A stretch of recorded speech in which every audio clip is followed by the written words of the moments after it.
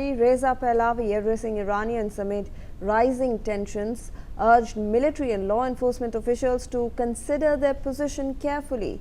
He said a limited window of opportunity exists for commanders, especially those whose hands are not stained with the blood of the nation, to distance themselves from the current regime.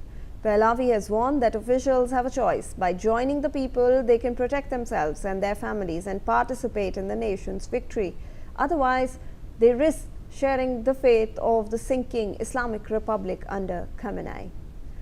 So, Arzu, we are also hearing an address by Reza Pahlavi, and he is asking the law enforcement agencies and security personnel to choose a side.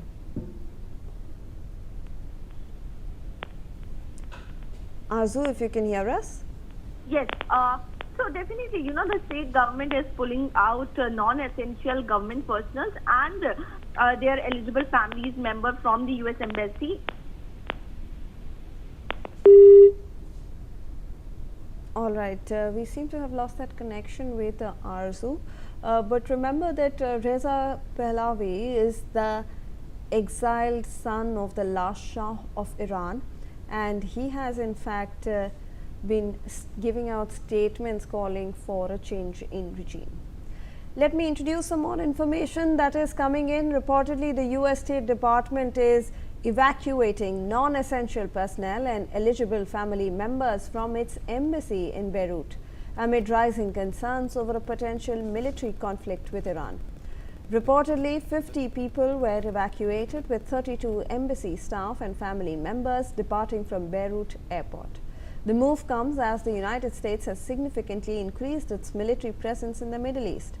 Now, U.S. President Donald Trump has warned that the failure to reach a deal with Iran over its nuclear program could result in a very bad day for the country, while Iran has threatened to target U.S. bases in retaliation. Let me in fact now go across to my colleague Medha Sharon for more on this. Medha, if you can take us through the details of how the U.S. Embassy and the U.S. State Department is now evacuating the non-essential personnel and family members from its embassy in Beirut.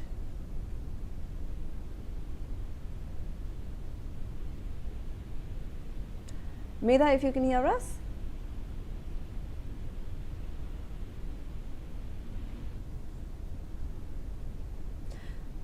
All right, we will try to re-establish that connection with Medha, but what we are talking about right now is that the Department of State of the US is evacuating its non-essential personnel and eligible family members from its embassy in Beirut.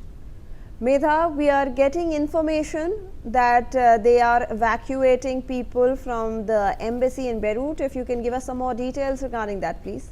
Well, yes, Shivani, tensions between the United States as well as Iran are very high at the moment. Of course, Trump has urged Iran to stop its nuclear program, and has also warned of striking Iran on numerous occasions. Meanwhile, Tehran has also said that, the United States should turn to diplomacy in order to solve any issues between the countries, and has also said that if the United States were to strike Iran, Iran would also strike U.S. assets across West Asia as well.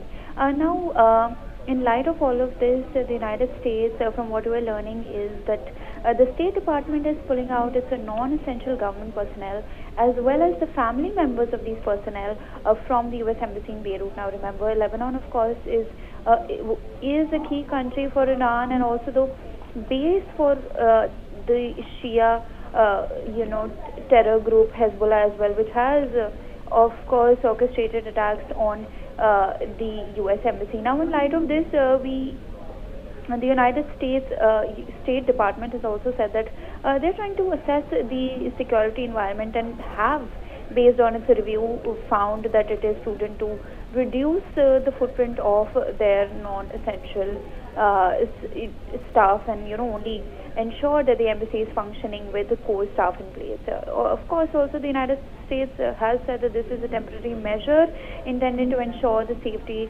of the personnel, and has, according to reports, we're learning that about 50 personnel have already been evacuated along with their family members as well. Back to you, Shivani. All right. Thank you so much, Veda, for all those updates. We are moving on to some other stories coming in. Days after the US Supreme Court struck down his global tariffs, US President Donald Trump has warned countries not to back away from recently negotiated trade agreements, saying any attempt to play games would trigger tougher penalties. On Truth Social, Trump wrote that any nation attempting to circumvent the court decision, particularly those he said have ripped off the US for years, would face much higher tariffs than previously agreed. Trump indicated that he plans to use other trade laws to maintain tariff pressure, while the Supreme Court invalidated his earlier duties imposed under the International Emergency Economic Powers Act. He argued that the ruling still allows stronger action under other legal provisions. He described this as giving him authority in a much more powerful and obnoxious way, with legal certainty, than the tariffs as initially used. He also suggested the possibility of imposing new license fees on trading partners, though no details were provided. Let me in fact go across to my colleague Arzu Seth for more on this. Arzu, we are seeing that US President Donald Trump is doubling down on his warning to countries and stating that they should not try to play any games with him, otherwise he will impose more penalties.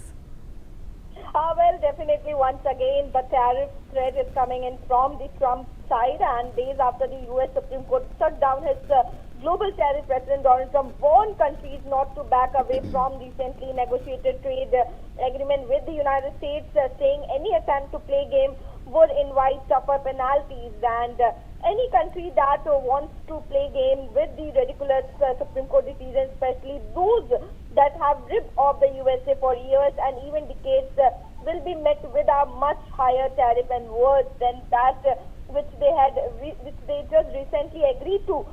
Buyer aware, this is what the Trump wrote on Truth Social. So definitely, in a series of posts on Monday, Trump made clear he intends to pivot to other trade laws to keep tariff pressure intact, and now also we can clearly see Trump is trying to put the tariff threat, the tariff pressure on the countries by